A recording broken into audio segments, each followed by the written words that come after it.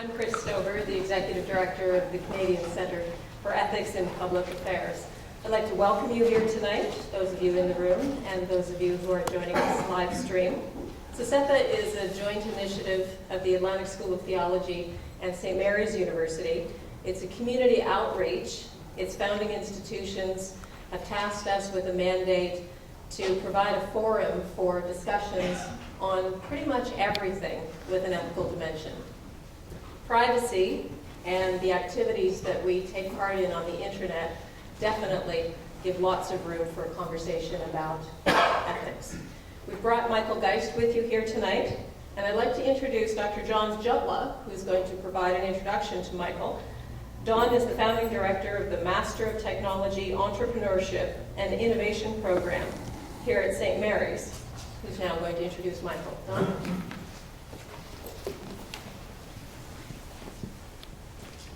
Thanks, Chris. It's probably a best kept secret that St. Mary's University provides TOEIC and technology leadership in the area of internet privacy. In fact, we are co-leading an international standards effort for privacy by design for software engineers. And so given that context, we are absolutely delighted to welcome Dr. Michael Geist, the Canada Research Chair for Internet and E-commerce Law from the University of Ottawa, here tonight to talk about the topic of internet privacy. Michael is a prolific author. He writes for a syndicated column in the Toronto Star, among other publications. He's also a world authority in the area of managing intellectual property. So, ladies and gentlemen, I give you Dr. Michael Geist.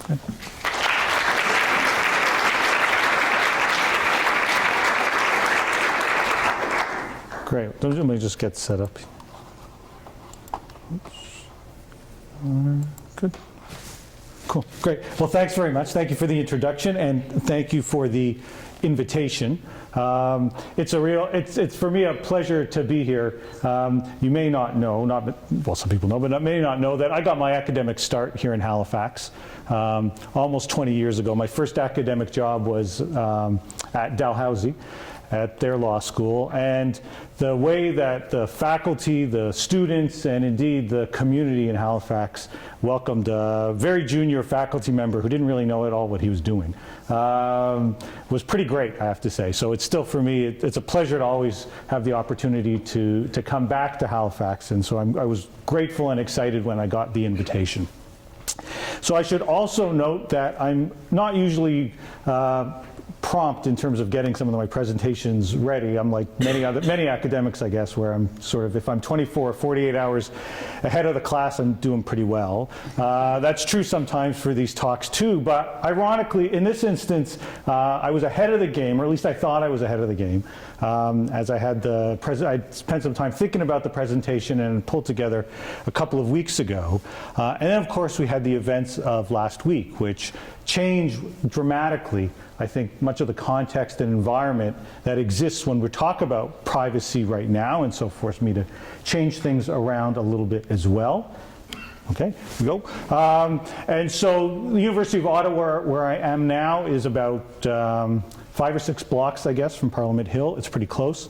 I was in a classroom around the time of the shooting on Parliament Hill, and we were placed in lockdown for about 4 or 5 hours. And I can't say that anybody, I don't think, felt particularly threatened at that point in time, but it was still a pretty surreal experience to see that taking place here in our country, here in Canada. And to the extent to which people are paying attention to security and privacy issues, I think it's fair to say that Canada right now is clearly paying attention on the security side of things. The Prime Minister wasted no time in speaking to the House of Commons and talking not just about the incident itself, but also pledging to act quickly when it came to issues of security. We had a bill introduced just yesterday, which doesn't respond specifically at all to the attacks. In fact, it doesn't respond at all to the attacks, but it is very clear that the government intends to move forward with more surveillance-related legislation, security-related legislation, and we'll have a chance to talk a bit about that.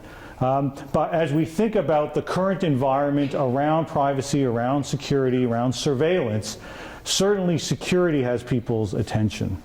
If we think to other incidents that have taken place over the last year or so, news stories and the like, I think it's also fair to say that privacy doesn't attract nearly the same kind of attention. So I think, for example, of this story from earlier this year, revelations, part of the Snowden revelations that we'll come to in just a little bit, coming out of the UK, where it was learned that there were millions of webcam images coming out of Yahoo that were being intercepted by the UK Surveillance Intelligence Agency, part of Five Eyes, to which Canada is a part as well. I would submit that there was a time when a story like this, the notion that millions of images from webcams that people engaging in freely and not thinking that they're being surveilled at all using a common provider like Yahoo, would have attracted an enormous amount of attention, not just in the UK, but around the world. But in a post-Snowden environment, this kind of story is largely just a one-day story now. Certainly some in the privacy community look at it, think about it, and say, why aren't people getting more anxious, more upset when they learn of these kinds of revelations? And yet it attracts a bit of attention, but admittedly, not a whole lot. Similarly, a number of months later, we had another story. In this instance, every single cell phone for an entire country, in this case the Bahamas, being recorded over a 30-day period. And the NSA would cycle through and every 30 days begin to delete the older cell phone calls, but that is literally every call for an entire country being recorded by a different, by another country's surveillance apparatus. And yet again, a one-day story, if that. And so while there is no comparison, I don't think, between the kinds of shootings that we saw in Canada over the last week and these sorts of stories, I don't think there's much doubt but that security and surveillance has the public's attention, and in many instances with demands to act. And at the same time, these sorts of stories that wouldn't have been that long ago that if someone would have said just one of these, and there are many others, and we'll touch on a few of them over the course of this evening, there would have been, in a sense, a scandal. There would have been a lot of people talking about the need to act, and yet in many respects, these have become so commonplace that they attract little, if any, attention, certainly no attention from the broader public. And so in that context, I hearken back to Scott McNealy, the former head of Sun Microsystems, who is somewhat infamous now for almost 15 years ago saying, you have no privacy, get over it. And that comment back then did attract attention, and I think it's fair to say that there were many, certainly in the privacy community, that didn't get over it, that said McNealy can't possibly be right about this, and surely a response was needed, surely a stand was needed to say that we're not prepared to simply go quietly away and say that we don't have any privacy and we'll just move on. But as I think of the kinds of revelations we've seen over the last 18 months or so, as I think indeed of the environment that we live in right now, was McNealy right? And I think there is an argument to be made that perhaps he was. I'm going to argue that he wasn't, and that we ought to the extent to which he was, we ought to fight back. But nevertheless, if we're keeping score, at least in terms of the current environment, it's at least McNealy won, privacy nothing. In fact, I'd argue that the score is a little bit worse. Think, for example, of the bills that are before Parliament right now. Bills that have attracted some attention, but then again, certainly not the widespread outcry that we might otherwise see. Topping the list would be lawful access legislation. And there's a history here that I can go back pretty far on, at least a decade or more, as there have been successive bills introduced by successive governments talking about what is nominally known as lawful access. I had an editor for years at the Toronto Star who refused to allow me to run stories where I described it as lawful access. He said awful access was okay. He talked about surveillance or other sorts of terms, but he argued that using that terminology from his perspective was simply unacceptable. Now, for a number of years, there were bills introduced. They successively died. It didn't attract much attention. The story begins, or the bill legislation begins to attract attention, though, on Valentine's Day back in 2000. so just about 2.5 years ago now, with the iteration just before the current bill. That's when Vic Tays was the public safety minister at the time, and he introduced the bill. The bill was called, I always have to look just to remember the name that they were using at the time, the Protecting Children from Internet Predators Act, despite the fact that the word children only appeared, I think, in the title and in one other spot in a bill that was, I think, over 100 pages at the time. But Tays made a bit of a mistake, at least from a marketing perspective. The day before, in the House of Commons, he was asked about this forthcoming bill by a Liberal MP on the other side, and as many of you will know, he responded by saying that people could either stand with the government in support of this legislation, or they could stand or side with the child pornographers. Now, what we learned in the days immediately afterward was that if Canadians were given the choice between standing with the government on this issue or with the child pornographers, there were many that were prepared to stand with the child pornographers. And so that thousands, hundreds of thousands of Canadians began to speak out literally in a matter of days against this legislation, speaking out by way of online petitions. You had privacy commissioners speaking out. This was a page from Ontario Privacy Commissioner Ann Kavukian's website, also seeking to get people engaged and to speak out on this legislation. This was the opposition, the Liberals, launching a petition on the same piece of legislation. There was all sorts of internet-related activities as well. My favorite by far was this on Twitter. It was the Tell Vic Everything campaign, and it was genuinely a grassroots bottom-up effort, the idea being that if the government was going to engage in widespread surveillance, bear in mind this was before Snowden, so we didn't really necessarily realize they were already doing it, but nevertheless, we'll park that to the side for a moment. And so that if the government was going to mandate this new kind of surveillance within our own networks, you might as well tell Vic everything. And so people began to tweet out on Twitter all sorts of different things for Vic Tays. I mean, what did I have for breakfast today and stuff like that. I recognize there are people who think that's what people talk about on Twitter, but the reality is you talk about a lot of other things. And so people started tweeting all sorts of stuff on Twitter. By far my favorite, this one here. Hey, Vic Tays, I lost an email from my work account yesterday. Can I get your copy? Which I thought did a really good job. Who says you can't do a lot in 140 characters? I mean, that's a tweet that succeeds both in educating and being pretty funny at the same time. And there were a lot like that. So you started to see thousands of these kinds of tweets taking Twitter, at least for a few days, by storm. Tays was actually asked about this a couple of days later. So the bill's introduced at the beginning of the week. Within a couple of days, you have this. By the weekend, Tays is is interviewed on the radio program The House with Evan Solomon, and is asked specifically about this campaign, and he says he thought it was really funny. But of course, if you're a politician and they are laughing at you rather than with you, you're sunk. And within about 10 days to 2 weeks, the government essentially put this legislation on hold, and a year later, it indicated that at the time it was Bill C-30, was that lawful access bill, was not coming back. In fact, to quote the minister at the time, Rob Nicholson, any attempts that we will continue to have to modernize the criminal code will not contain the measures in C-30. That's a promise that lasted about 6 months. As Peter MacKay, new minister at the time, got up on a podium actually pretty similar to the one that Vic Tays had, and introduced new legislation, in this case legislation labeled as cyberbullying legislation, in which there are about 2 pages, I think it's 2 or 3 pages, that deal with cyberbullying, and dozens of pages that deal with lawful access. Now, in fairness to the government, they have removed many of the provisions, or at least some of the provisions, that were the source of the biggest concerns when it came to the prior lawful access bill. Indeed, if we take a look at the evolution of lawful access in Canada through several different pieces of legislation, we find that it has gotten progressively better, which I would suggest points to the need, especially in the aftermath of what we saw last week, for careful consideration and study and real consultation and a real effort to think about what is effective and what's needed, as opposed to knee-jerk reaction legislation, as arguably we had in the early days of lawful access. It has gotten better, but there is still room for improvement on something like C-13. It moves, for example, to create a new transmission data warrant.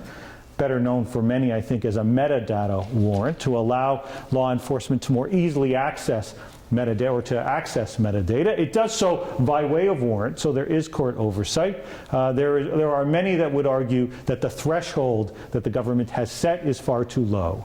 The government, and I have had the chance to appear before the committee, insists that things like metadata, data about data, so if you think of your cell phone, for example, it's the information that gets spit out as you happen to wander around and use it, who you're contacting, other sorts of so-called header information, but not the content of the messages themselves. The government, or many MPs in the government, insist that it's the content that's sensitive, not all this other information. But we increasingly know that it's the metadata that in some instances can be just as informative, in a sense, as the underlying content itself. The ability to read that information and begin to identify different networks, to identify all kinds of different things without ever reading the actual message, the content of the message, means that metadata is, in a sense, a 2014 version of content in many respects, and yet the threshold we've established is lower, in part because our thinking, or at least the government's thinking of metadata, is a good 15 to 20 years behind. There are preservation orders and production orders, ensuring that ISPs preserve information and then ultimately produce it. I'm not saying it's particularly problematic, but that's what's there. The element that I think for many has been most problematic, though, is part of this bill, and we'll see in another bill, efforts to increasingly move to encourage voluntary disclosure of personal information. And so if we're going to shift away from mandating the disclosure of certain personal information, the government says, well, at a minimum, we can at least try to encourage people to voluntarily disclose your personal information. So in the bill, we, for example, get the provision that for greater certainty, no preservation demand order, production order is necessary for a police officer to ask someone to voluntarily preserve data, or to voluntarily provide a document to an officer that the person isn't prohibited by law from disclosing. So there is nothing prohibiting you from voluntarily disclosing information, and anyone that does so at the bottom, it does not incur any criminal or civil liability for doing so. In other words, create new full immunity from both criminal and civil liability for those that voluntarily disclose information. And of course, all citizens want to ensure that law enforcement does their job, and so when someone comes knocking and say, it would really be helpful if you provided this information, I don't have a warrant, but this is important, can you help us? Many will still say yes, and the government here has ensured that if they do so, no liability, civil or criminal. Now, the bill itself was the subject of a fair number of hearings, actually, so I mentioned I had the chance to appear, and interestingly, while the government packed these hearings, there were often people on both sides of the issue, so there was the opportunity for debate, although admittedly in most instances the government MPs would speak to people who are supportive of the bill and the opposition MPs would speak to people who are critical. At times there were surprises. And so in a bill where victims or victims' rights groups were expected certainly to be supportive, particularly of the cyberbullying provisions, you had people like Carol Todd, the mother of Amanda, one of the tragic victims of cyberbullying, who spoke out and said she couldn't understand why we couldn't have protection against cyberbullying and privacy. I didn't think the government had a particularly good answer to Ms. Todd. In fact, I didn't think the government had a particularly good answer to anyone that raised some of the concerns on privacy. And at the end of the day, at least on this issue, they decided they didn't need to provide an answer. They had the votes. And so this legislation has now passed through the House of Commons and is headed to at the Senate, where presumably there will be some further hearings before it ultimately passes. So that's through the House. The other bill that is currently before the House is Bill S4, the so-called Digital Privacy Act. This is legislation that is designed to provide a long-standing and long-needed, many would argue, update to our private sector privacy legislation known as PIPEDA. It's a bit odd in terms of the parliamentary process for this bill. The government chose to launch this in the Senate first, rather than in the House of Commons, and so it was introduced in the Senate. There were very short hearings. I had the chance to appear before that committee as well on S4, and as you'll hear in a sec, that is now before the House of Commons, where a committee will conduct hearings probably in the next month or two. Now, for this particular bill, this should have been, I think, a good news story. The government, when private sector privacy legislation was first introduced in the late 1990s, it was ultimately passed in 2001, and the government put in there a provision that said there needed to be a review every 5 years to ensure that our privacy legislation was current and up to date. So hearings were conducted in 2006. We had a series of recommendations that came out of that. This is a bill that responds to the recommendations in 2006. So government does move slowly when it does move indeed pretty slowly. So this is the updating, in terms of updating, that's now eight-year-old recommendations. Now, some of those recommendations I think are good, and it's good to see legislation on these points, though one can quibble or outright disagree with some of the standards or approaches that are there. For example, there is long-needed security breach disclosure legislation. We've seen in the United States in particular, and increasingly in other jurisdictions, mandatory disclosure requirements where organizations suffer security breaches. It's in the best interest, certainly, of those who are affected. It's hard to take steps to mitigate against the risk, let's say, of identity theft if you don't know that your information has been put at risk. Security breach disclosure requirements would require organizations to let you know if something has occurred. It's also a pretty good incentive for organizations to take steps to deal with those kinds of things, because no organization wants to find itself on the front page of a newspaper or have to go to the expense and time of disclosing a security breach to thousands, hundreds of thousands, or in some instances, millions of their customers. And so there's strong incentives for organizations to do a good job keeping the information secure, and it's good on the consumer side too. And so this legislation has finally security breach requirements. In this large floor, I won't go through all the details, although it's all will be available to you. And the goal of the legislation is to ensure that where there is a breach, the Privacy Commissioner is informed, and ultimately the public may be informed as well. We can debate on the standard, but at least there is something there. More problematic, though, is a continuation of the voluntary disclosure side of things. And so what this does is seek to expand the ability for organizations to voluntarily disclose your information, but this time not to law enforcement, but rather to other organizations. And so other private sector organizations in this case. And so the legalese behind all of this would allow an organization to disclose personal information without your knowledge or consent if the disclosure is made to another organization, we're talking to another private sector organization, and is reasonable for the purposes of investigating a breach of an agreement or a contravention of a law that either has been, is being, or is about to occur. And it's reasonable to expect that if they disclosed it, it might compromise the investigation. Now that's easy to understand in a law enforcement context, but if you start unpacking some of this, you start realizing that one organization thinks that one of their contracts might be about to be breached, and another organization can voluntarily disclose that their subscriber information or customer information under this provision to another private sector organization simply because they think there is about to be a breach of an agreement.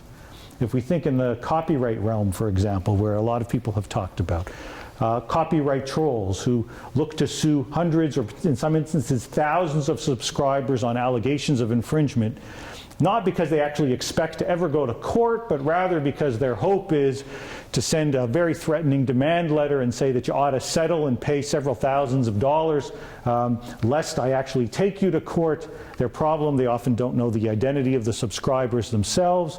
This sort of provision, if someone was so inclined, would be to say, we think a bunch of your subscribers have infringed. That's a breach of an agreement. Your policy with your subscriber says they won't breach any agreements. Hand over that personal information. Now, I think many ISPs, well, I would hope most or virtually all telecom and ISPs simply wouldn't hand over that information. But if we look at the history in this country, we know that there's a spectrum in terms of the approaches that some ISPs take, some providing very strong safeguards for their subscriber information and saying, come back with a warrant and we won't disclose. Others, particularly those increasingly that become vertically integrated and have lots of different commercial interests, who might be more inclined in some instances to disclose. And so this opens the door to those kinds of disclosures.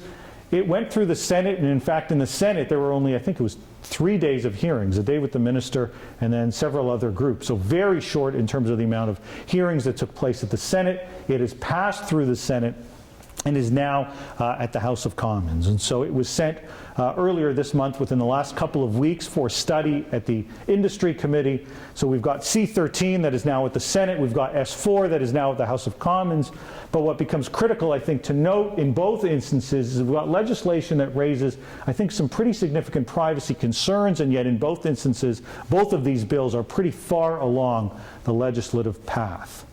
So if we're keeping score, one might well say McNealy's now up 2-zip when it comes to privacy. Then there is sort of the third element in all of this, or another element in all of this, which is surveillance in the state. A discussion that has to surely start with Edward Snowden. And I started with a couple of revelations at the Snowden revelations at the beginning of this talk. And yet it seems to me that it's worth taking stock of at least some of these because they become so quickly forgotten over time. It was June in 2013, so about a little less than a year and a half ago, when some of the very first revelations started to come out. Revelations how large U.S. telecom companies were collecting the phone records on millions and millions of subscribers. That certainly captured people's attention because at the time it was so new, but over time what we began to learn is that that was just the very tip of the iceberg. Indeed, Glenn Greenwald, the journalist who has been working for many months closely with Edward Snowden on many of these issues, was in Ottawa just this past weekend, gave a talk on Saturday night in Ottawa, and noted that there are still many, many more revelations to come, including more revelations that involve Canada and the Canadian authorities.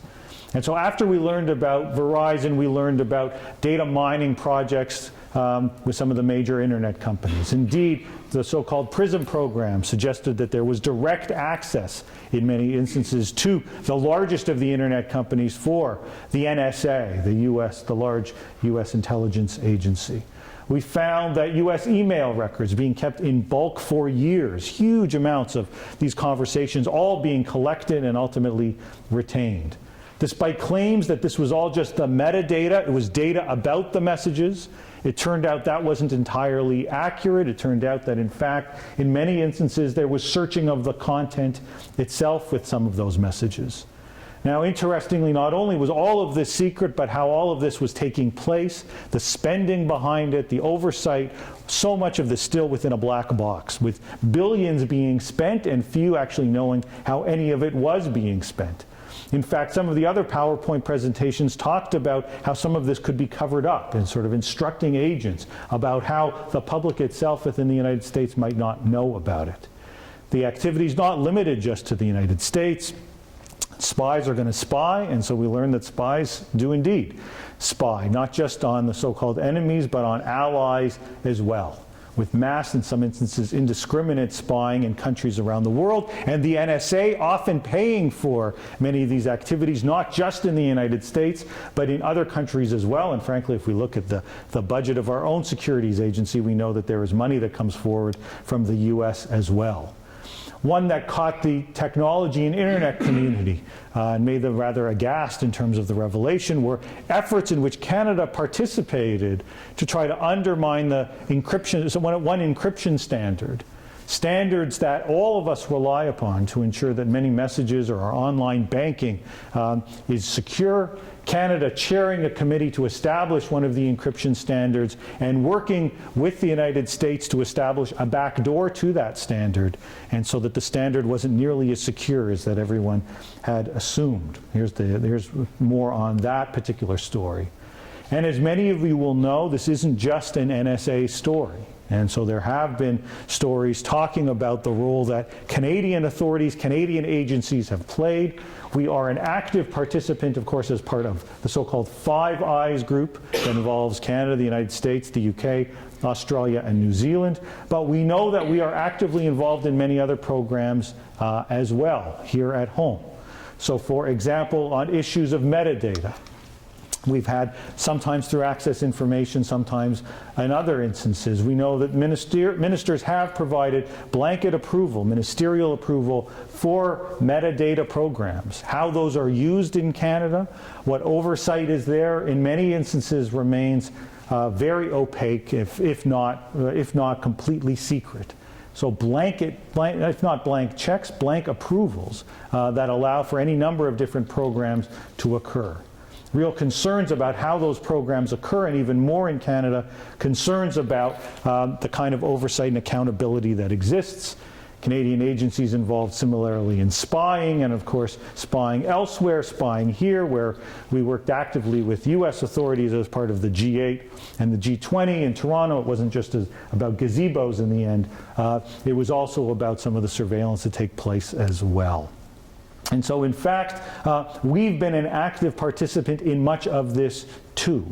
Not necessarily funding all of this, but active. And that the story doesn't end there, because it seems clear that we will get more legislation that, to the extent to which there are limitations, will seek to remove or at least create new limits to those limitations. So Bill C-44 was introduced yesterday. It is titled, and I kid you not, the Protection of Canada from Terrorists Act. Not a particularly subtle name for a piece of legislation that, quite frankly, has almost nothing to do with terrorists. A far better name would simply be that it's a piece of legislation to update the CSIS Act. And yet that's, I suppose, not quite as sexy. This particular piece of legislation is a direct response to a number of court cases. One of the most notable involves a federal court case that was kept secret for a time but is now public, in which CSIS and CSEC were said to have misled the court when they sought to obtain warrants for certain surveillance activities. In that instance, some of the surveillance activities were taking place elsewhere, outside of the country. CSIS and CSEC failed to inform the court that they would be looking to their counterparts in other countries to actually perform those activities. In fact, the judge in that case, Judge Mosley, said that the evidence that had been provided had been well crafted in a sense to mislead the court, and had the court been advised of this, a different outcome, or at least a different approach, might have been taken. The response from the government, we believe, is to have appealed, but we don't know the results of the appeal. But C-44, this legislation introduced yesterday, suggests that perhaps they didn't do all that well at the appellate process. And so the approach in this instance is simply to overturn, or at least to clarify the law from the government's perspective, by giving CSIS broad powers to operate globally. In fact, one of the things which many may say is a perfectly reasonable position to take, but one of the things that I would argue is perhaps somewhat less reasonable, is a provision in which the government, which simply says CSIS, as part of its foreign-based activities, can act regardless of any law, whether here or any foreign law. So foreign privacy laws may prohibit certain activities. We're saying that CSIS is permitted to overrule that, and perhaps that's simply reflecting what intelligence agencies will do anyway. But it's somewhat surprising to see it put as explicitly as it is. CSIS's ability to overrule any law, presumably including our own laws, is perhaps somewhat more even more troubling, and raises real questions as to whether or not you can actually do that within a piece of legislation, and perhaps we'll see as it makes its way through. That's C-44. Somewhere along the lines we will get C-45 or 46 or 52, some number, we don't know which yet, but it's pretty clear that we will get new legislation here too. RCMP was before committee just yesterday talking about the need for a lowering of the threshold for some of the warrants that it needs as part of investigations. We're talking where there's been talk about preemptive detention among suspects in some instances, and also talk of criminalizing some kinds of online speech, likening those that would express support for certain terror activities to hate speech, and arguing that there ought to be provisions that criminalize that kind of speech in the same way that there have been in the past efforts to criminalize different kinds of hate speech, modeled in this instance under similar kinds of legislation we see in the UK. So that's not there yet, but it may well be coming. And so I would say that makes it pretty much McNealy 3, privacy nothing, and this is game 6 of the World Series tonight, well aware of 3 strikes and you're out. So is it game over in a sense? When we take a look at what is happening in terms of the broader environment, the legislation that's either before Parliament, or the kind of surveillance that has been taking place for a long time. Well, it certainly is pretty bleak, I'll admit. But I think there are still things that we can do. Indeed, I think that privacy still matters, and it matters, I think, to an awful lot of Canadians. Sometimes it's tough to pay attention to the minutiae and to the individual issues, but they're issues that matter. And I think that it's important for people to think about the kinds of things that we can do to ensure that we do our best, at least to ensure that there is somewhat of a balance in all of this, and that the privacy and civil liberties issues are part of the consideration, part of the analysis when we go about making some of these policies. So what can we do? I'd start with oversight. It's simply, I think, at this stage almost beyond question that we need to do a better job of imbuing better oversight and accountability into the Canadian system. We have commissioners that are responsible for conducting reviews of things like CSEC, but incredibly, unlike most of our allies, we don't have parliamentarians who are part of that process. Now, I've appeared before enough committees to know that you can only have so much confidence in our members of parliament from an oversight perspective. But they ultimately, in our system, are there to represent us and are there to provide precisely this kind of activity. And yet when the issue is raised, and has now been raised on a number of occasions, saying that we don't have a good enough system from an oversight and accountability perspective, the government, for whatever reason, and it's hard to, I must admit, to understand why, has consistently rejected it. It could have, for example, even in C-44, taken steps to bring in better steps of oversight and accountability, but it chose not to. I was on a debate on a show called The Agenda with Steve Paikin yesterday, and Hugh Segal, the former senator, was on it as well. And one of the things that we debated and talked about was this oversight and accountability issue. And it was raised, I think Paikin raised it to both of us, saying that perhaps the government is concerned about leaks, as if somehow that's a good enough reason to say that you're not going to put in appropriate oversight and accountability. This is an issue that I must say that I don't think Canadians can let go. I think Canadians must continue again and again and again to say that if we are not privy to this information because there are security reasons that preclude that, then surely our elected representatives, under appropriate standards of confidentiality, must be entitled to do that. And when they do that, it has to be about more than just whether or not our agencies are following the law, but I'd argue that they also have to be part of ensuring that our systems are actually effective. And so much of what happens is simply to say, well, we followed the law. That's not good enough. Who cares? You followed the law, surely we should expect our agencies to follow the law. That's a pretty low threshold in a sense of what we would come to expect, I think. We actually should demand performance and efficiency and effectiveness as well. And yet there's virtually no system built in as part of our oversight to even account for any of that, much less hold anybody to account. So I think one thing we can do is demand oversight. I think we can secondarily demand in some of these areas that our privacy commissioners have more powers. The reality right now at the federal level is that we've got a privacy commissioner who, when they are unhappy with something, and tomorrow they're going to put out a release on security and surveillance, we'll see what it says, but where they've got a case, for example, a complaint based on the current private sector privacy legislation, what they can do is issue a non-binding finding, which I have to say is not all that scary or threatening. So for example, a number of years ago I launched one of the first complaints using PIPEDA involving spam. And it was a complaint at the time against the then Ottawa Renegades, who were a CFL football team in Ottawa, which soon afterwards disappeared. It didn't have anything to do with my complaint. They were just a really bad football team. We now have a new bad CFL football team in Ottawa. But in any event, in this particular instance, they sent me some email messages asking if I want to be a season ticket holder. I asked where they got the information from. I first actually asked them not to send it to me anymore. I didn't want to receive their commercial emails. They said, we'll take it off. A few weeks later, I got another message. And so at the time, I was a member of the spam task force that the minister had established. I thought this might make for a good test case. And so I filed the complaint. The commissioner's office conducted the investigation. At the end, I got the same response that many other Canadians who have complained about far more serious issues get. which was, in this instance, was a letter saying that it was a well-founded complaint. The renegades had indeed violated my privacy and violated the law. And that was about it, other than a paragraph that came at the end that said if I was unhappy with this resolution, I could go to the federal court. Where, incidentally, if I chose to go to the federal court, they would start from scratch and re-examine this particular issue. Now, that's not a big deal in that particular case. The case itself wasn't a big deal. But for someone whose privacy has been truly violated, instances where their information has gone to an ex-spouse, instances where there has been real harm that has occurred, they get a similar letter after 12 months and sometimes more of an investigation saying either it's not well-founded or in some instances, yes, it's a well-founded finding. But that's where it stops. I think we must do better.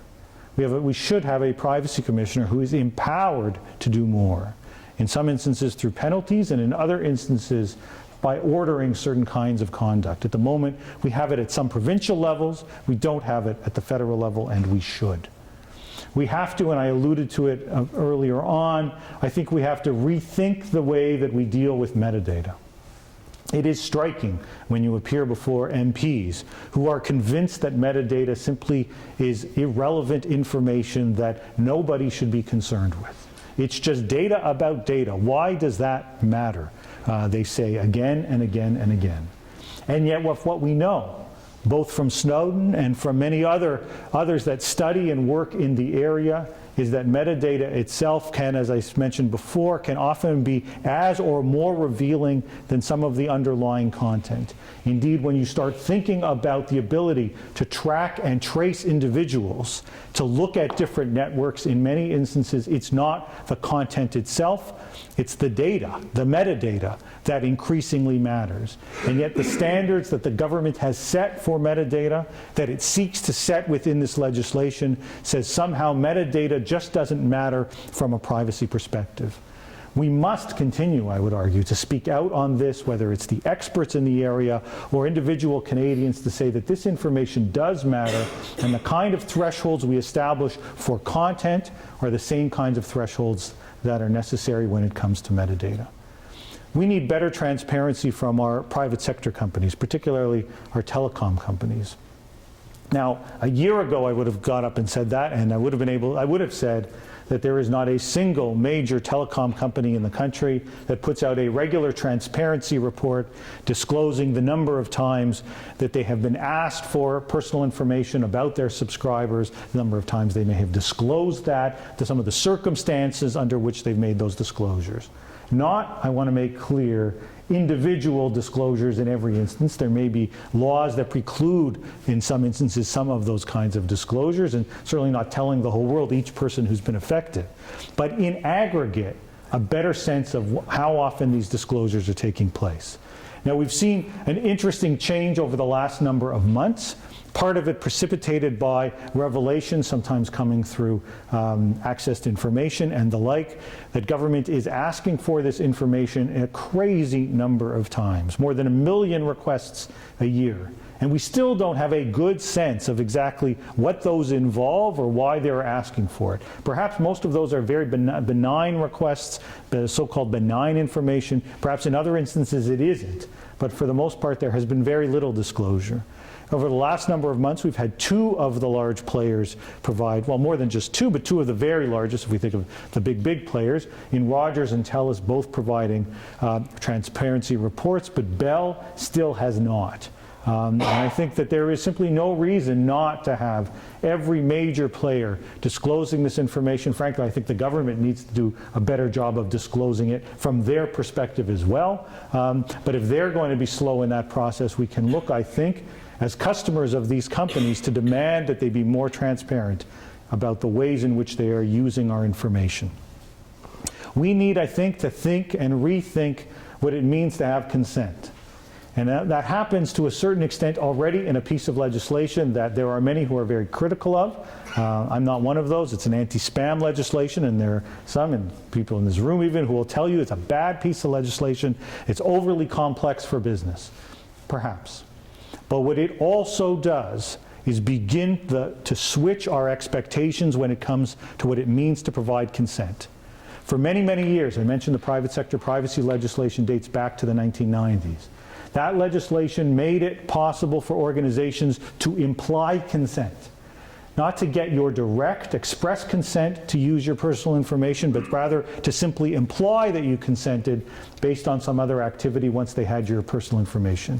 That's why, for many of us, and certainly for myself at least, when the anti-spam legislation was about to take effect earlier this year, I was deluged certainly with emails from people seeking my express consent, sometimes from organizations that I didn't know they had my information to begin with, much less had ever obtained any kind of appropriate consent to have used it in the first place. Now, the anti-spam law says you've got to obtain, it doesn't say directly, but effectively means organizations have to obtain your express consent, which is why those organizations that for a decade or more relied on implied consents have now had to go back to their customers and ask for that express consent. Those that obtained the expressed opt-in consent from the beginning were largely golden when it came to the consent issue. They already had the necessary approvals. And so we're starting to see that change, but I think Canadians have to be conscious of the need to say that when you ask for my consent, this is my information. Think about what we are consenting to and demand better transparency and better accountability from the organizations that collect that information. We need to think about jurisdictional issues when it comes to our personal information. I participated in an op-ed that appeared a number of months ago called Our Data, Our Laws, that argued that even if we got these issues right with respect to Canadian privacy laws, that in many instances much of the data is elsewhere anyway. So much of the data in the United States being captured, let's say, by the NSA. We've already seen the kinds of activities that it's actively engaged in, so that if there are limitations here in Canada, you can still make the McNealy-esque argument that you have no privacy, get over it. For instance, much of Canadian data, when it transfers or is exchanged as between internet providers, is exchanged not in Canada but in the United States. And so without a sufficient number of exchange points where ISP1 and ISP2 are going to exchange information where you're transferring it from one ISP to somebody at a different ISP, where that's exchanged in Canada, may not enter into the US system, but some of our larger ISPs don't exchange in Canada. They only exchange in the United States, and by doing so, effectively, it means all that data, even when it goes from Canadian ISP to Canadian ISP, still enters into the United States.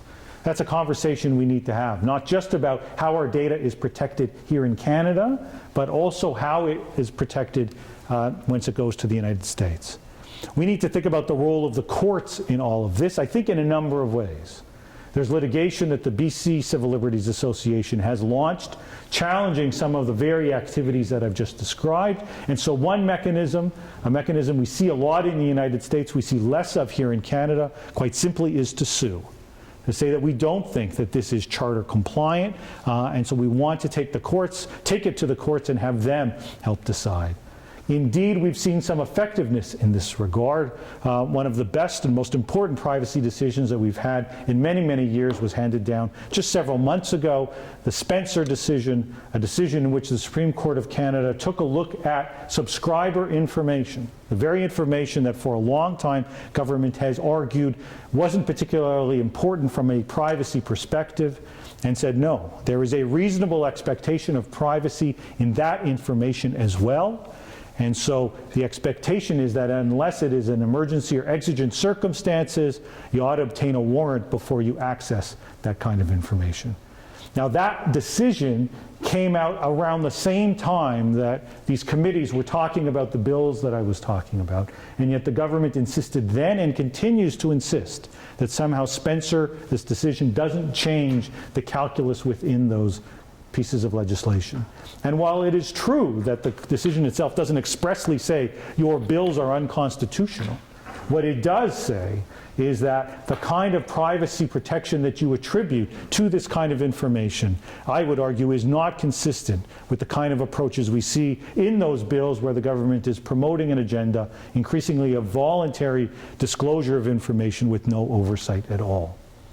I think the government needs to think about not just the information and the kind of protection that exists in the public sphere in terms of our private sector organizations, but the standards it sets for itself as well. The Privacy Act, which is the federal privacy legislation that deals with what happens when government collects information, is legislation that has not been updated in decades. In fact, every federal privacy commissioner, every single one, since we had a federal privacy commissioner, has argued that there should be reform to this legislation.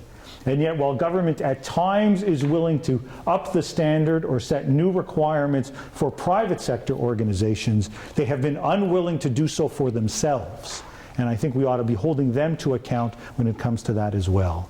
It's not just the Privacy Act, but there is incredibly the big loophole for political parties who exempt themselves in just about every piece of legislation and seemingly fall between the cracks of virtually every privacy law. So there are exceptions for political parties when it comes to the do not call list. There are exceptions for political parties when it comes to the anti-spam legislation.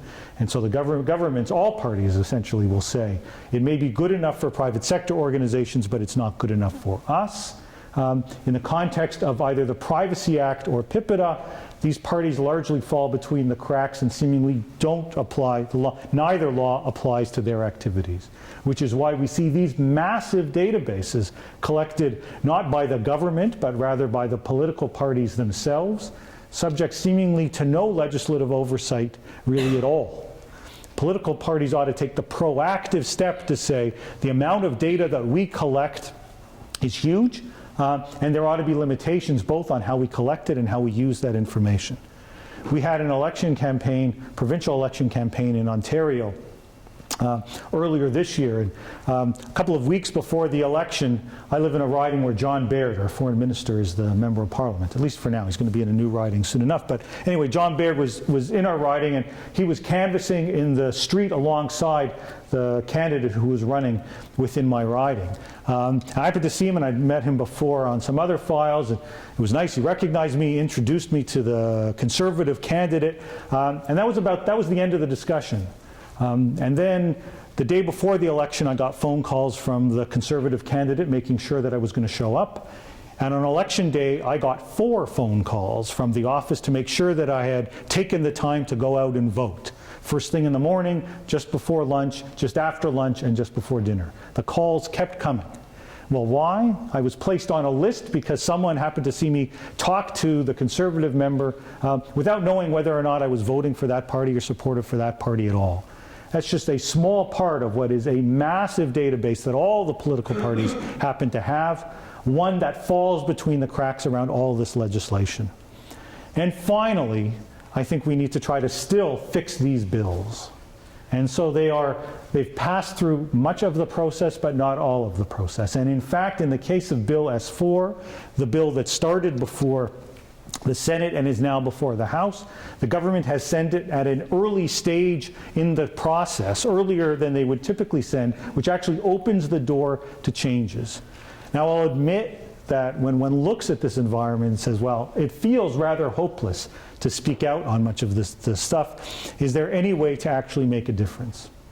And to that I respond, perhaps not. Perhaps the die is cast on some of these things, and no matter how much people speak out, the legislation will remain unchanged. And yet, if there's one thing that I've learned in a number of the other areas that I've been active on, particularly on copyright, it's that when Canadians speak out, there is the opportunity for change.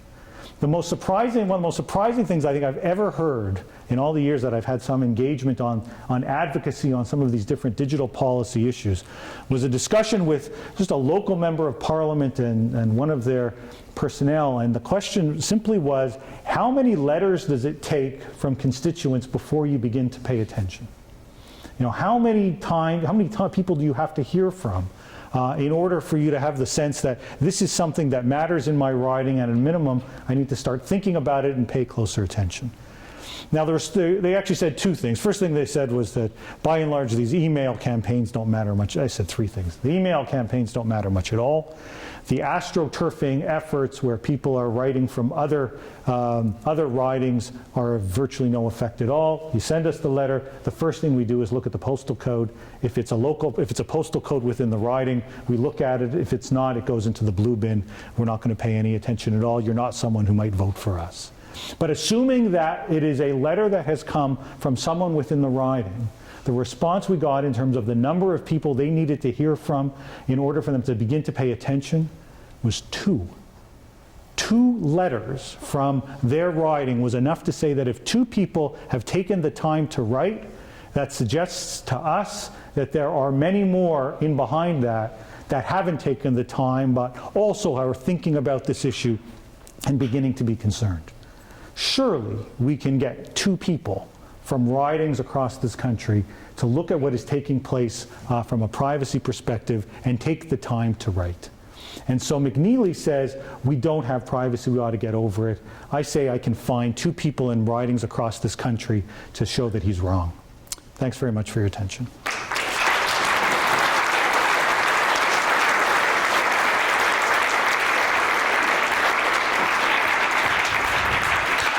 Thank you very much, Michael. That was a lot of information delivered with enough force to knock the sign clear off the podium. My name is Kevin Kindred. I work with CISEPA as part of our programming committee, and one of the things we do is decide what speakers to bring in and what topics to address, and I hope that you'll agree with me that we made a good decision to bring in Michael to talk about internet privacy.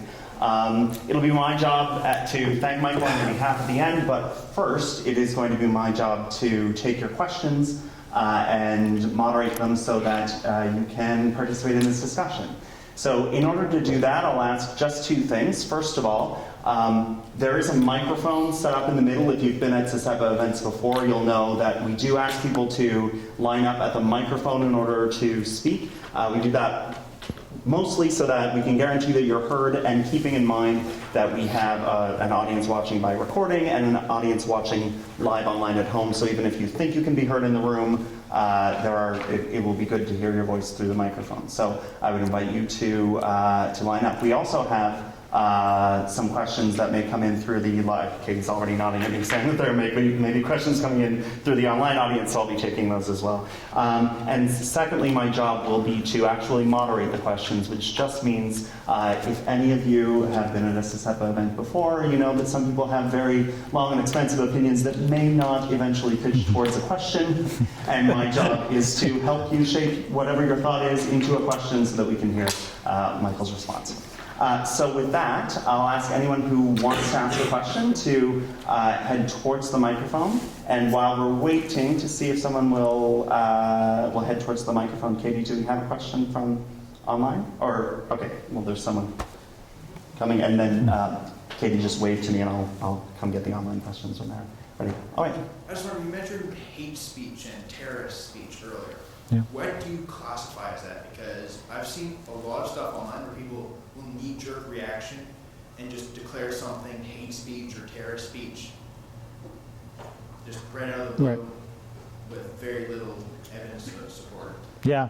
No, and I think the definitional issue of what constitutes, let's say in the context of the media reports that we might see a provision come up about that would seek to criminalize or somehow or otherwise target so-called terrorist speech or speech that's supportive of terrorists.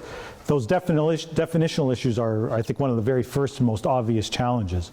Now, the criminal code does have a definition for terrorism, and so presumably any sort of provision would seek to rely upon that definition. But still, I think there are really difficult questions about whether or not such a provision would both be effective and be constitutional. And you know, it's at this stage, it's just media reports as opposed to something more. But you know, we'll have to see. Great. So anyone else, feel free to line up. I see Katie writing something for my attention. While we're waiting for another question, I'm going to take this advantage to ask the question that I've had. Michael, you talk about privacy mostly focusing on a federal level, and it's natural that we do that because there are big headline issues that happen at federal level. We also see some sort of civil liberties action, some oppositional action happening at the federal level. There's also a lot that happens on the provincial level. There are provincial laws about mandatory reporting of child pornography, a cyberbullying bill, criminal records checks for name changes, some provincial issues that raise civil liberties issues as well, but we don't see the same kind of activity going on at a provincial level. And I just wonder if you have any thoughts as to maybe why that is and how we might change it if that's important to us? Yeah, that's a great question, and I think you're right. There, in some instances, for pure constitutional reasons, it's only the province that's empowered to deal with some of these issues. And sometimes it's shared jurisdiction, as you know. So there is a role to play at a provincial level. Why has the public not been as engaged? I'm not sure. In some ways, it's been the hot button stuff that has typically fallen before the federal government that people are paying attention to. And how we get, in some ways, there should be even more opportunity to have an impact at a provincial level. It's successively easier, it seems usually, to access our elected officials the closer to home they happen to be, whether that's municipally or then federally, and certainly some of our privacy commissioners at a provincial level have been quite accessible. But you're right, to date, we haven't seen that same kind of provincial activity, and I don't think I have a particularly satisfactory answer, other than perhaps to say that I don't think as a country we've done all that well responding, frankly, at a federal level either. We were talking about this a little bit earlier. For all the concern that we sometimes see on these issues, the landscape of civil liberties groups, the landscape of effective consumer-oriented groups in Canada pales in comparison, I would argue, to what we see in the United States, where there are some stronger both civil liberties and privacy groups. And so those that are involved in Canada are spread so incredibly thin that you don't see some of that involvement. The one exception, I suppose, is British Columbia, where we've got at least three groups, I suppose. Open Media is based in BC, so is the BC Civil Liberties Association, and so is BC FIPA. So we've got at least three groups that are BC-based, that are active at a provincial level, but they're, as I guess you point out, the exception to the rule. Maybe it's something about what's in the water on the West Coast. Maybe. Another question, Mike. It kind of goes along with what you're saying. And to take it further, it seems as if Canadians don't respond in terms of have that passionate kind of response, that visceral response to these bills, even though these bills that are being put forward, they have a kind of a visceral, passionate feel to them. Like they're calling on your sense of fear almost in order for them to go through. I really like the idea that you talked about metadata. Maybe Canadians would respond more effectively if you took the passion out of it and focused more on the numbers and on the patterns, and that metadata would maybe make more people think more about the facts involved with it as opposed to maybe the passionate part of it. Yeah. No, so, well, I think it's a fair point, and I certainly think that passion without any substance isn't particularly effective. It can be effective enough to get you heard, but then once you're being heard, you've got to have something to say. And so if you don't have something to say from a substantive perspective, at the end of the day, I think you risk being dismissed. That said, I do think if we take a look at, or if you read the transcripts, for example, from the C-13 hearing, there were plenty of people with substance. It's not the case that it's just there's a bunch of people blustering, either say this government is evil or this government is great, or give me back my privacy, or just a series of slogans. I think we do see some real genuine study behind these issues, and we've got some great researchers in this country and elsewhere that have looked at these issues. I think that in many instances, the government looks at issues both from a policy calculus and a political calculus. And once it's reached committee stage, it's very often a political calculus. And so it's moved past, to a certain extent, some of the real data and the information to some of the political choices. And sometimes that's where passion actually does make a difference, because it begins to matter, is this something that people really do care about? Potentially, are they willing to vote on it? Great. And next is Mike. Yes. There's a couple of aspects of S4 that I'm finding particularly troubling. One of them being is it seems to be legalizing not only the transfer upon request of information from one private organization to another, but it seems that it might make it literally a wholesale transfer, legalizing the sale of information. Where, for example, the troll organization might want the information, the subscriber information on 100 people that downloaded this latest episode of whatever, and would say to the ISP, I'll pay you $100 a head for this information. Yeah. Would S4 legalize potentially the sale of information? And we would also legalize the transfer of information from, say, governments that are already collecting it to us who aren't yet collecting that information. Right. Okay, so a couple of things, I guess, to clarify. First off, S4 is dealing just with the private sector, so it's not dealing with government. In fact, that's been one of the government's most recent responses, is to try to assure people this is not about disclosure to law enforcement, this is disclosure within the private sector. They don't mention that there's a whole other bill that deals with the law enforcement side.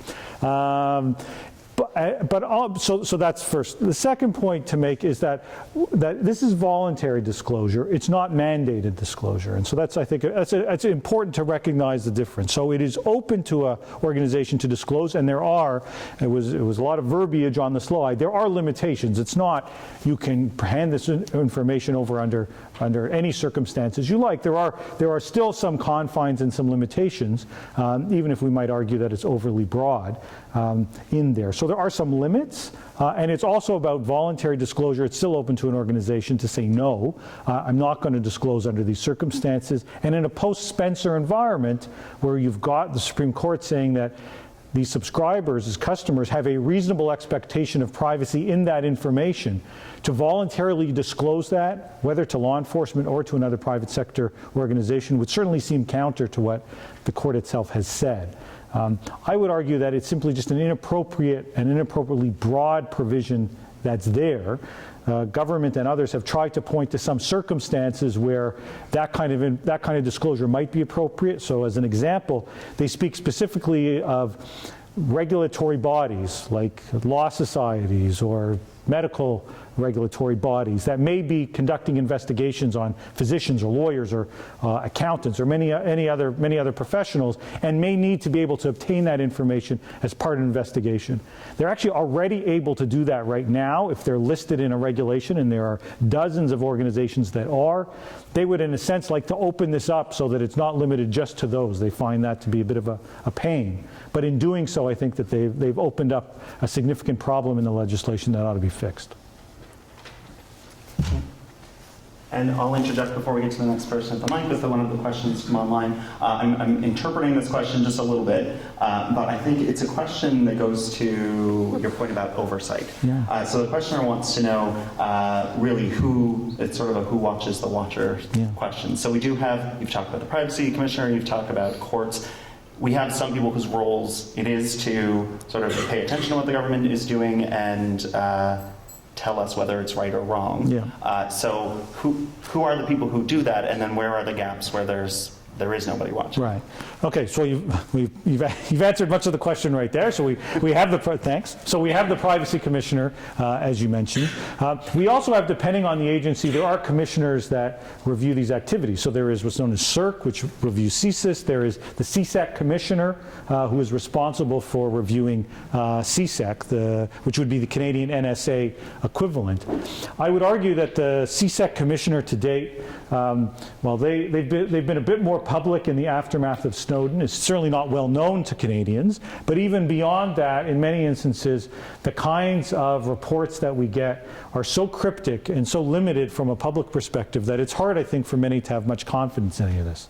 And so as an example, many years ago, the CSEC commissioner said they were conducting an investigation into metadata. So come back to this metadata issue. So they were taking a closer look at the metadata, what these programs were like, how it was being collected. It's taken years for that so-called study and investigation, and still there's been precious little that's actually been released by the CSEC commissioner. So we know very, very little about all of this.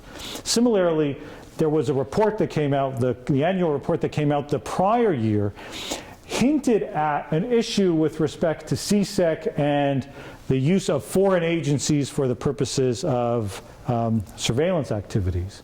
Now, it's actually that sentence or two that Judge Mosley read that said, that sounds familiar, that sounds a bit like the case I handed out a warrant on. And it was actually that, reading that commissioner's report, that got Mosley to say, essentially go back to them and say, is this me? And go back and report to me exactly what was happening here. And so you could argue that, well, the CSEC commissioner worked. I mean, at a certain level, they highlighted something, and it took an eagle-eyed judge to recognize, hey, there's a potential issue there, and I'm potentially implicated in terms of my ruling, and the process started. I'd argue that's not a particularly effective system. It's one in which things are incredibly cryptic, and there's not a lot of information out there. And then note, on top of that, in terms of who's watching the watchers, in many other countries, if you think of the United States and sort of the infamous congressional hearings that take place, where you're forced to appear before members of Congress, sometimes you even see people lying, as we saw the DNI head Clapper in the United States lie. But the power of appearing before a congressional hearing is infamous in U.S. politics. It sometimes really does have an impact. We have no equivalent to that in Canada. And so the prospect of, no equivalent in terms of this kind of oversight, I mean. So we could have members of Parliament conducting these sorts of hearings either publicly or in some instances even secretly, to ensure that there is some amount of watching the watchers, but for whatever reason we still don't have that, and I think we should. Great, and we'll go back to the microphone next. I find it interesting that almost your entire talk about internet privacy dealt with the public sector, with government intrusion into privacy, and you haven't really addressed the private sector. I mean, I had an experience recently where I used Google's Chrome browser, and I went looking for some travel information for a particular location, and suddenly everywhere I went I was getting ads related to that search. And so now I have a do not track extension on my Chrome browser, but it is really creepy when you feel you are being followed not by the government but by private sectors. And I'm sure that's a trivial example, but when you think of the amount of data that a huge corporation like Google has in its servers on probably billions of individuals across the world, how do we protect ourselves? What are they doing that we don't know about, and how do we protect ourselves from that? Yeah, no, and it's a fair point. I mean, I would start by responding in terms of why focus on the government rather than on the private sector by saying the government isn't optional. Right. When the NSA engages in the kind of surveillance activities that we've seen, there is no opt-out, either or even opt-in a sense. This is just everybody gets captured, and you can't make a choice. The only choice at a certain level is to say, I'm not going to communicate. I'm going to go off the grid, and that's the only way where I'm going to encrypt everything that I engage in, and so that you can't really you can't track much of anything that I do. And so I do think there is still a difference between both what government is able to collect and then the powers of government to mete out punishment, which a Google still doesn't have, that makes it different than the Googles and Facebooks of the world. That said, there's no doubt that these companies have massive amounts of information, and up until we started to see what the NSA was collecting, many times we would think of the Googles and Facebooks as being the ones that have that. That's why I think that there is still a role for appropriate levels of oversight. And so I didn't sort of connect the dots perhaps as well as I could or perhaps should have. But when I talk about a privacy commissioner having order-making power, that's order-making power that extends not just to the Ottawa renegades, but to companies like Google and Facebook. And in fact, Canada has had some leadership in that regard. We were really the first country, I think, to have our privacy commissioner conduct an investigation of some of Facebook's practices. They did so based on a complaint that we launched at the University of Ottawa. And while at first Facebook didn't seem to take the complaint particularly seriously, it's like, who are you, Canadian Privacy Commissioner? Ultimately, they came at that time to the realization that this did matter and began to address some of those issues. Similarly, in a Google context, the Commissioner's Office has at times played a role, whether it's on Google Street View, Google Buzz at different points in time, so a number of programs that have been launched where they have tried to proactively or at least deal quite publicly with some of those companies. You're right. Those companies have huge amounts of information, and I think individuals need to think about some of those privacy settings and privacy choices that they make. I remember, and it was the fairly early days of Facebook, admittedly. I was at an event. They had millions of subscribers at the time, not the 1.3 billion they have now. And I was at an event where someone from Facebook was there, and he was talking with pride about the fact that they led the industry in terms of the number of percentage of their users that changed the privacy settings from the defaults that the company had set. And they indicated that 30% of their users had made their own choices, which of course meant that 70% of their users were stuck with Mark Zuckerberg's defaults. That's a problem, I think. The numbers are now far higher. Far more people do make some privacy choices. But for many, they are handing over large amounts of information, sometimes knowingly, but sometimes not. And that's why clear and opt-in consents and a more informed public about some of those choices is an important part of the story, too. I'm going to go, before going back to the microphone, there are two sort of related questions from our online audience that build on that a little bit. So the first is there anything we can or should be doing as individuals to protect some semblance of privacy online, in brackets, besides no longer using the internet with a smiley face after that? And related, don't good encryption practices provide net neutrality and privacy? Should concerned Canadians encrypt internet traffic as a political statement? So I guess what measures should we be taking ourselves to respond to some of these concerns that have been expressed? Yeah. Well, I think encryption provides a lot of the answer, at least to the indiscriminate surveillance activities. And so, where the NSA is just hoovering up all of this information, it's the data that isn't encrypted that's the easiest to parse through. And at least for now, even though they may be able to decrypt the encrypted stuff with enough effort, that's more effort than it's worth for just random information that's being collected. It only makes sense to do that if you're talking about a suspect where there is reason to believe that perhaps, or reason to suspect, depending on the standard, that there may be something there, and you're going to go to the trouble of actually decrypting it. And so for everyday citizens who have nothing to hide, but at the same time aren't particularly fond of the notion that all their information is being collected and potentially accessed by authorities, one solution is to encrypt. Now, you can do that yourself in terms of trying to encrypt, but oftentimes encrypted messages, encrypted browsing, you certainly can do encrypted messages and the like, often will require someone else to encrypt at the other end. And of course, many use web-based browsers, like Gmail, web-based email, like Gmail and the like. And those companies, at least for the moment, haven't been offering up encrypted email, in part because it interferes with the business model of scanning those very messages to identify the terms that will make for relevant advertising. I think I'd like to see the consumers try to pressure some of those very companies to say that at a minimum, you ought to be offering up an encrypted version of the service, even if it's a fee-based service. So take away the revenue you'd otherwise earn from the advertising and charge me for an encrypted Gmail. I'll pay for the encrypted Gmail. So that I know that it's being protected and you're not out anything in a sense.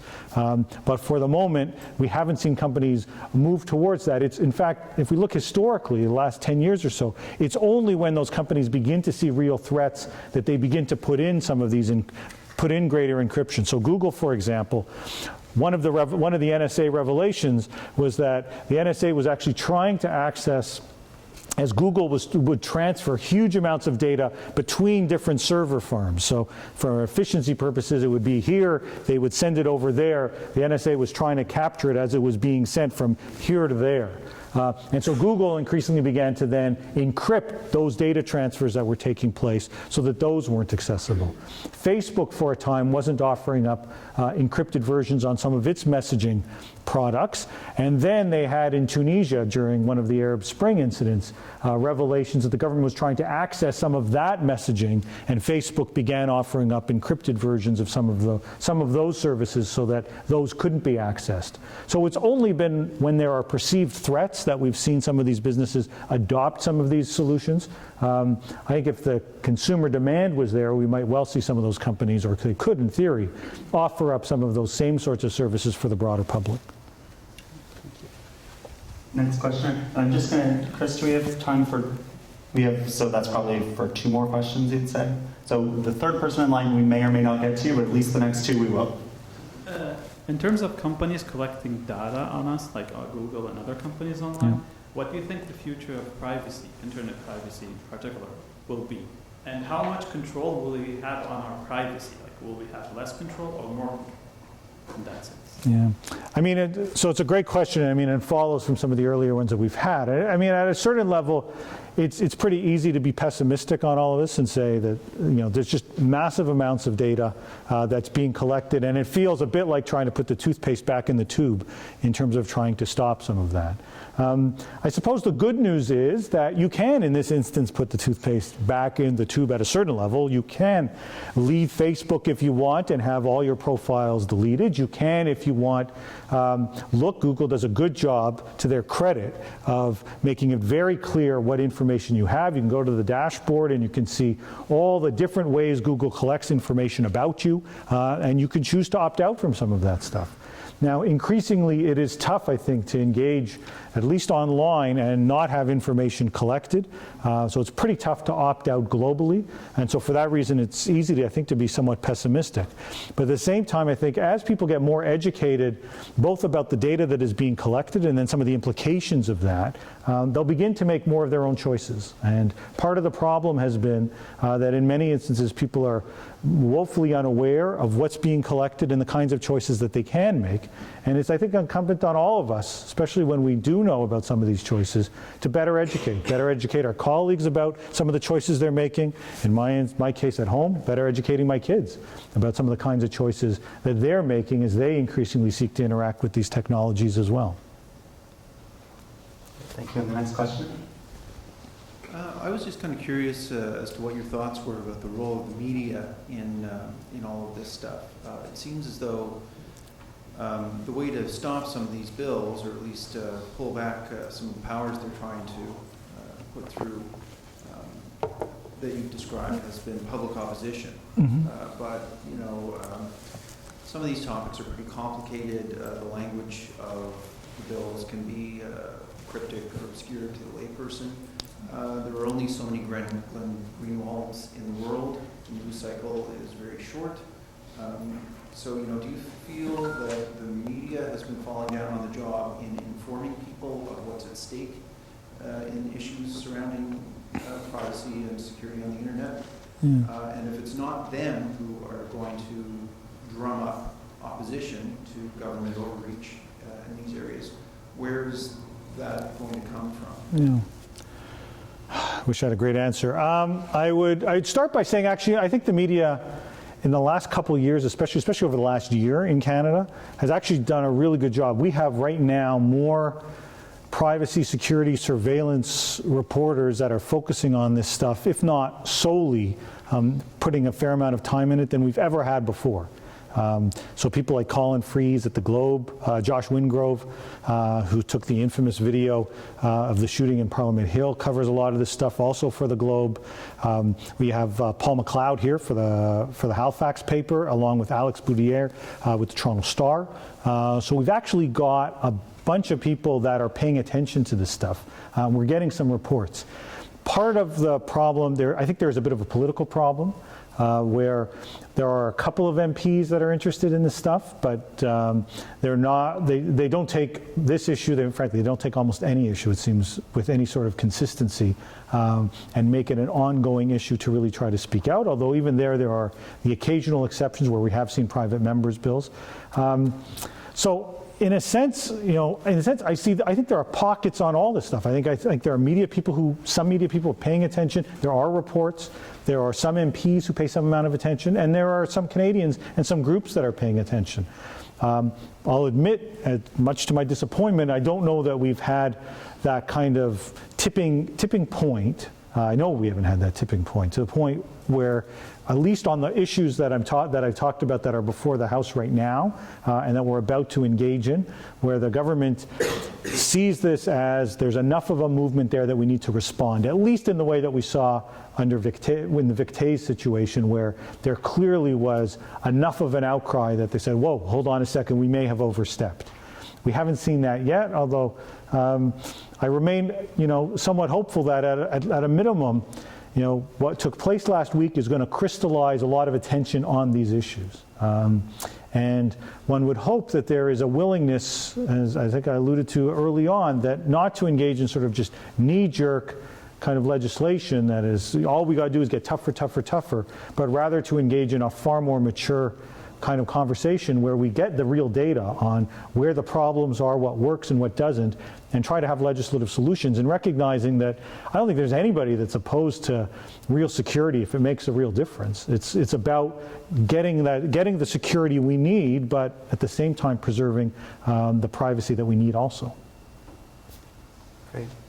And I'm going to avoid eye contact with Chris and go to the, so I don't get the flag that we're out of time, and go to the last question, who's been very patient.